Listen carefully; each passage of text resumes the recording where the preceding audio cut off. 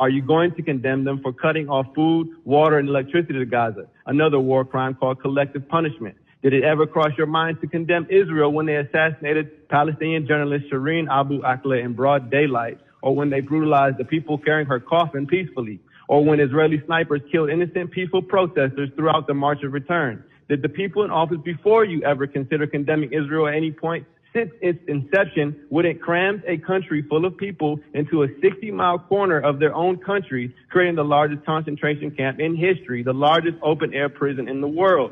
The answer is a resounding no. You never considered it, nor did your ancestors. But unfortunately for you, times have changed. The world is increasingly aware of the crimes of Israel and increasingly aware of the framework of politicians who enable their continued apartheid by resolutions such as these.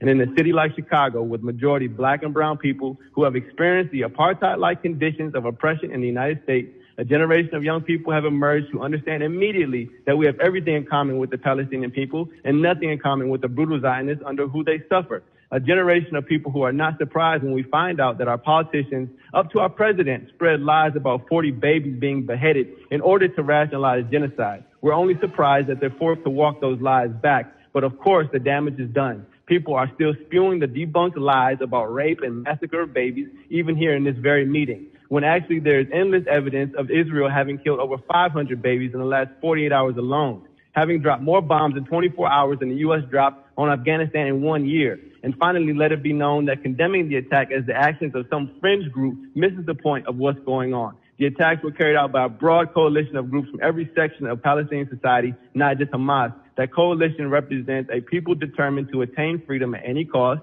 and they have arrived at this point in the face of a broad coalition of right-wing Zionists and their supporters like those in the city council who would start a meeting with a prayer calling for their attempts at freedom, a second Holocaust, but are so silent you could hear a rat piss on cotton when innocent, peaceful Palestinians are annihilated day in and day out like the Native Americans of this country. If it were another time, these same people would be condemning Africans for rebelling against their slave masters during slavery, such as Nat Turner or in the Haitian Revolution. Thank you.